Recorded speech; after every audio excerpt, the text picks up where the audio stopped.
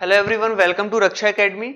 मैं सौम्य चतुर्वेदी एक नए लेक्चर के साथ हाजिर हूँ। प्रस्तावना का कल हमने एक लेक्चर देखा था जिसमें काफी अच्छे अच्छे क्वेश्चन सॉल्व किए थे और ये देखा भी था कि किस किस टॉपिक से प्रश्न आ सकते हैं। प्रस्तावना की आपको एक एक लाइन, एक एक शब्द अच्छे से याद होना चाहिए, तब प्रस्तावना से आपके क्वेश्चन सही जाएंगे। क्योंकि जितने शब्द हैं उतने प्रश्न हैं, जितने शब्द हैं प्रस्तावना में उतने ही प्रश्न है। यानी कि प्रस्तावना का अगर एक भी शब्द आपका इधर का उधर हुआ, एक भी शब्द आपको भूल गया और उन्होंने पूछ लिया कुछ भी, तो आप भूल जाएंगे। और प्रस्तावना एक ऐसा टॉपिक है जिससे हर साल प्रश्न बनता है, इवन हर कॉम्पिटिटिव एग्जाम में प्रश्न बनता है। और अगर मेंस की भी बात करें तो मेंस में भी प्रस्तावना से प्रश्न आएगा। कल प्रस्तावना को याद करने की हमने एक ट्रिक देखी थी। वो ऐसी ट्रिक थी कि हमने पार्ट बाय पार्ट प्रस्तावना को डिवाइड किया था। अगर हम बिना समझे सिर्फ याद कर ले समाजवादी, धर्मनिरपेक्ष, पंथ निरपेक्ष, लोकतांत्रिक गणराज्य, अगर हम ऐसे इसको याद करेंगे और बिना सोचे समझे स्वतंत्रता का अपन देखने लगे कि विचार अभिव्यक्ति, ऐसी स्वतंत्रता अगर हम देखें तो कहीं ना कहीं हमें ये चीज भूल जाएगी। लेकिन हम देखें कि समाजवादी, धर्मनिरपेक्ष या पंथ निरपेक्ष बोलते हैं जिसको, और इसके अलावा लोकतांत्रिक गणराज्य है क्या, तो ये सरकार की प्रकृति है। ये देखा न्याय कितने प्रकार के हो सकते हैं, ये इसके जरिए हम याद कर सकते हैं। स्वतंत्रता के प्रकार देख सकते हैं, समता के आधार के सुनिश्चित क्या करना है ये देखना है। और बंधुत्व, साथ में 26 नवंबर 1949 को हमारे देश का संविधान अंगीकृत, अधिनियमित, आत्मा अर्पित किया गया था। अगर हम ऐसे अब इसके जरिए अगर आप याद करेंगे तो शायद आपको कभी ना भूले। एक बार हम पढ़ते हैं, हम भारत के लोग भारत को संपूर्ण प्रभुत्व संपन्न, समाजवादी, पंथ निरपेक्ष, लोकतांत्रिक गणराज्य बनाने हेतु तथा इसके समस्त नागरिकों को सामाजिक, आर्थिक, राजनीतिक, विचार,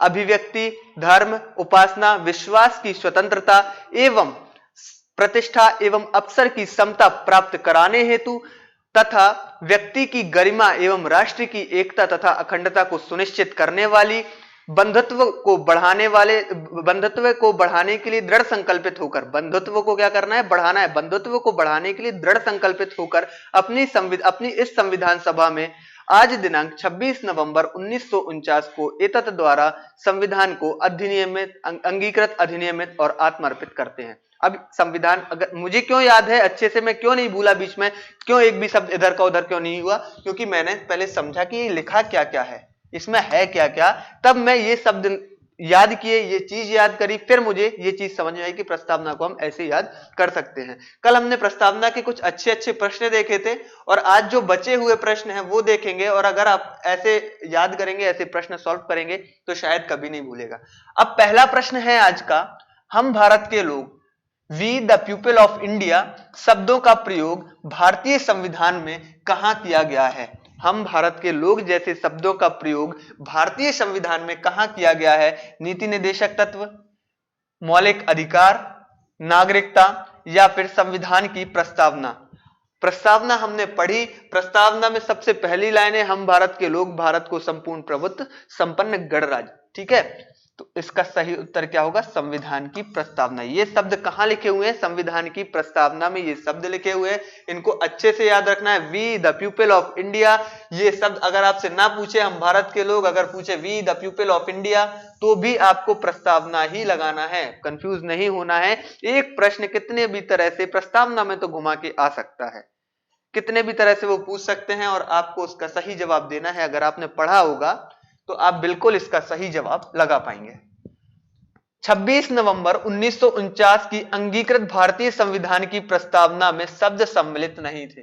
26 नवंबर 1949 के दिन जब भारतीय संविधान को अंगीकृत किया गया था, तब उस समय से कौन से शब्द इन ऑब्जेक्टिव में, इन ऑप्शंस में लिखे हुए जो शामिल नहीं थे, इन पे भी विशेष ध्यान देना है। शामिल नहीं थे, शामिल नहीं थे, नहीं नहीं थे पे हमें ध्यान देना है, ठीक है। अब हम पढ़ते हैं, समाजवादी, पंथ निरपेक्ष, अखंडता और गणराज्य। अगर हमने प्रस्तावना पढ़ी होगी, ठीक है, तो ये सारे शब्द हमें मिले होंगे। बिल्कुल हम कंफ्यूज हो सकते हैं, लेकिन फिर हमने इसके बाद ऑब्जेक्टिव अगर सॉल्व किए होंगे, कुछ फैक्ट्स पढ़े होंगे, तो उसमें आपको ये समझ आया होगा कि कौन से शब्द बाद में जुड़े हैं और कौन से शब्द पहले जोड़े गए हैं, ठीक है।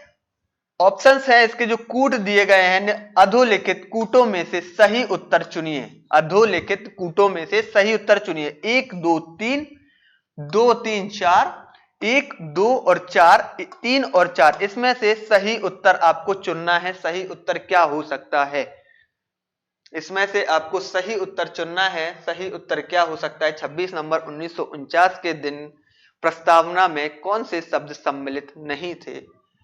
समाजवादी शब्द, पंथ निरपेक्ष या धर्मनिरपेक्ष, अखंडता। ये जो तीन शब्द हैं ये कब जोड़े गए? ये जोड़े गए 42nd कॉन्स्टिट्यूशनल अमेंडमेंट, 42वें संविधान संशोधन के तहत भारतीय संविधान में की प्रस्तावना में ये तीन शब्द जोड़े गए। ठीक है, तो इसका जो सही उत्तर होगा वो लाइन से होगा, पहला, दूसरा और तीसरा। 1, 2, 3 जो शब्द हैं ये संविधान की प्रस्तावना में सम्मिलित नहीं थे जब 26 नवंबर 1949 को भारतीय संविधान अंगीकृत किया गया था। ठीक है, तो इसका जो सही उत्तर होगा वो 1, 2, 3। आप ये मान लीजिए जितने ज्यादा से ज्यादा आप ऑब्जेक्टिव सॉल्व करेंगे आपका सिलेक्शन, आपका प्रीलिम्स उतना ज्यादा पक्का हो जाएगा, यानी कि आप मेंस लिख पाएंगे। मेंस में बैठने का जो आपका सपना है वो आपका पूरा हो पाएगा। और अगर आप ऑब्जेक्टिव नहीं सॉल्व करते हैं तो आप पहली सीढ़ी से गिर जाएंगे। आप पहली, अगर आप सोचो कि डायरेक्ट तीसरी सीढ़ी पे, चौथी सीढ़ी पे चढ़ना चाहो तो कभी नहीं चढ़ सकते हो। चढ़ोगे तो पैर मोच जाएगा, पैर में लग जाएगी, चोट आ जाएगी। इसलिए एक एक सीढ़ी स्टेप बाय स्टेप हम चलेंगे।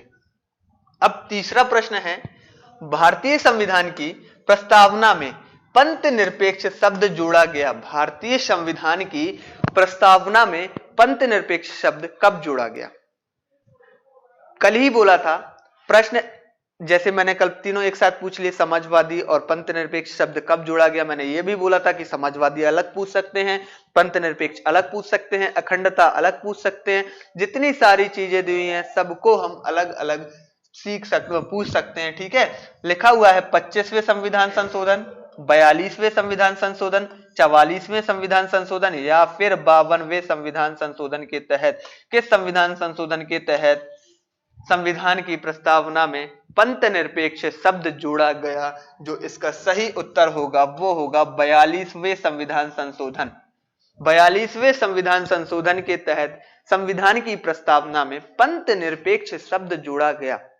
इसको याद रखिएगा। बाकी जो अपन ने और पीछे ऑब्जेक्टिव सॉल्व किए उसमें काफी सारे बच्चों को कंफ्यूजन्स हैं, और जिनको कंफ्यूजन है तो आप पूछ भी सकते हैं, आप कमेंट करके पूछ सकते हैं। ये नहीं कि अगर आपको कंफ्यूजन है आप शांत होकर रह गए। शांत होकर रहने में आपका कंफ्यूजन कभी सॉल्व नहीं होगा। आप पूछिए, जहां भी आपका कंफ्यूजन होगा मैं दूर करने के लिए रेडी हूं। ठीक है,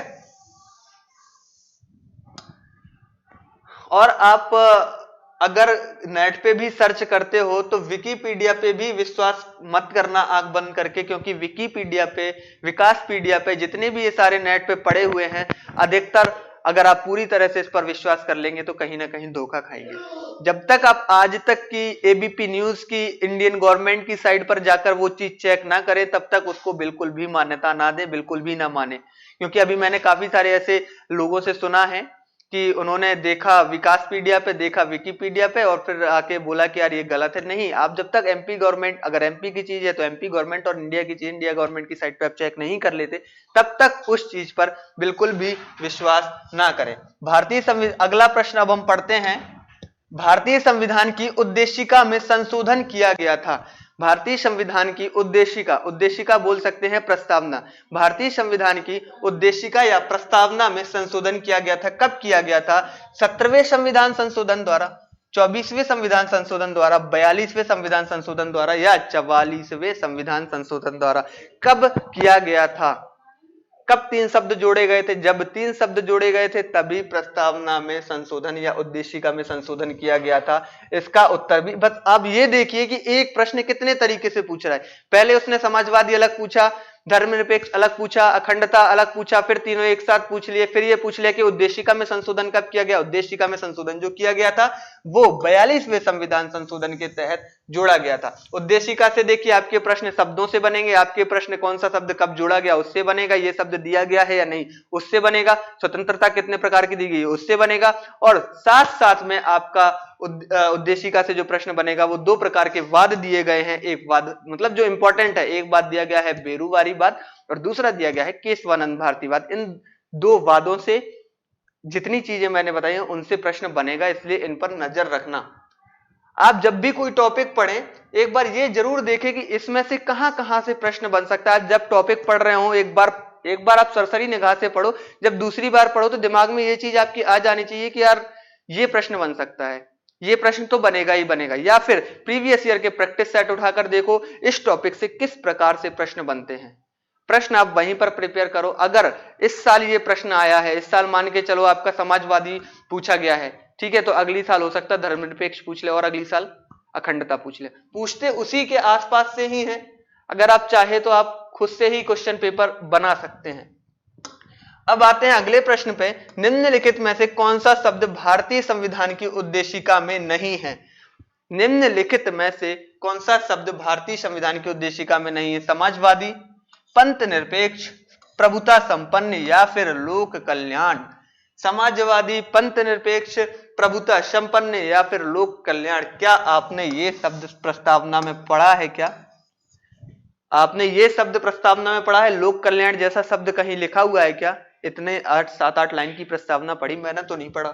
इसका जो सही उत्तर होगा वो होगा लोक कल्याण। लोक कल्याण जैसा शब्द प्रस्तावना में कहीं भी नहीं लिखा हुआ है। ठीक है,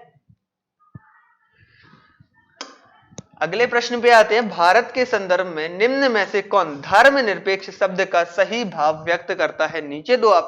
नीचे जितने ऑप्शंस लिखे गए हैं उनमें से ऐसा कौन सा ऑप्शन है जो इस शब्द का सही व्याख्या दे? इस शब्द की जो सही व्याख्या दे वो शब्द को हमें छांटना, उस लाइन को हमें छांटना है। भारत में अनेक धर्म हैं, ऐसा है क्या इस शब्द का मतलब? सबको पता है सेकुलरिज्म, ठीक है। भारतीयों को धार्मिक स्वतंत्रता प्राप्त है, क्या इसका यह मतलब है? ये भी नहीं है और ये भी नहीं है। अब पढ़ते हैं, धर्मानुपालन व्यक्ति की इच्छा पर निर्भर करता है। क्या ये सब, इसका अर्थ ये होगा भारत में राज्य का कोई धर्म नहीं है, भारत में राज्य का कोई धर्म नहीं है, इसका यही उत्तर होगा। यानी कि राज्यों के लिए, भारत के लिए सभी धर्म समान है, ना कोई बड़ा है ना कोई छोटा है। इसी को बोलते हैं हम धर्मनिरपेक्षता। इसका सही उत्तर क्या होगा? भारत में राज्य का कोई धर्म नहीं है। भारत में राज्य का क्या? कोई धर्म नहीं है। अब चलते हैं अगले प्रश्न पे। 6वां हो गया था मेरे हिसाब से, एक बार चेक कर लेता हूं। हो गया था 5वां, वेट,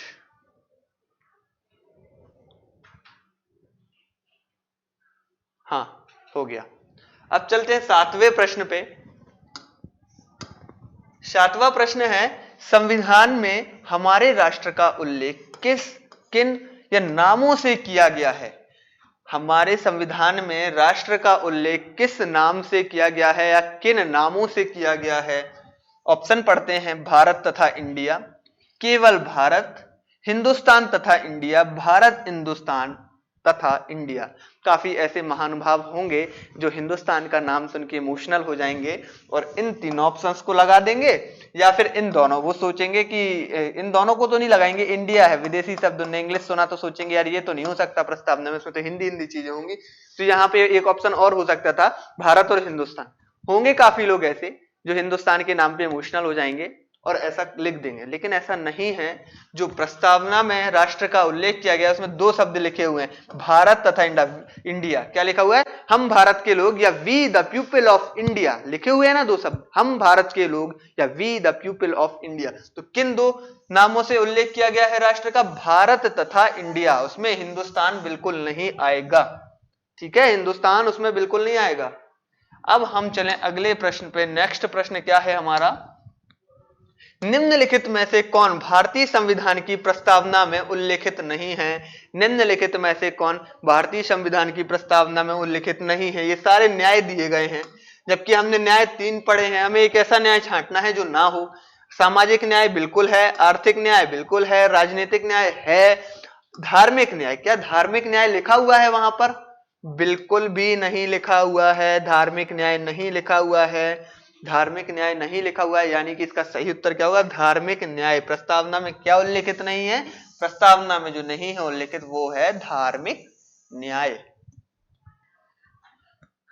अब चलें अगले प्रश्न पे। भारत के संविधान की उद्देशिका में कितने प्रकार के न्याय की व्याख्या की गई है? भारत के संविधान की उद्देशिका में कितने प्रकार की व्याख्या की गई है? अब आप ये बोलेंगे कि इसी प्रकार के प्रश्न हमने कल पढ़े थे, अभी आप मुंह से बोलते जा रहे हो। भाई मुंह से बोलना, कल पढ़ना और मैंने बताया था कि ऐसे प्रश्न हो सकते हैं, वो अलग मैटर है, वो सेकेंडरी मैटर है। लेकिन काफी महानुभाव महाशय ऐसे होंगे जो सिर्फ और सिर्फ पीडीएफ पर डिपेंड होंगे। अगर वो सिर्फ पीडीएफ पर डिपेंड होंगे और मैं प्रस्तावना की सिर्फ एक ही पीडीएफ दूंगा 10 प्रश्न, भले ही मैंने सारे प्रश्न बता दिए, भले ही मैंने ये बोल दिया कि और आप प्रस्तावना के जितने शब्द हैं उनमें से आप प्रश्न बना सकते हो, बन सकते हैं, लेकिन नहीं, उनको तो देखेगा इनने सिर्फ 10 प्रश्न दिए हैं और बाद में बोलेंगे ये प्रश्न आपने नहीं बताया था और आ गया। इसीलिए मैंने दोबारा से सारे प्रश्न लिख दिए हैं। भाई लिख के देख लो तुम, वीडियो में तुम्हें और अच्छे से समझा दूंगा, है ना।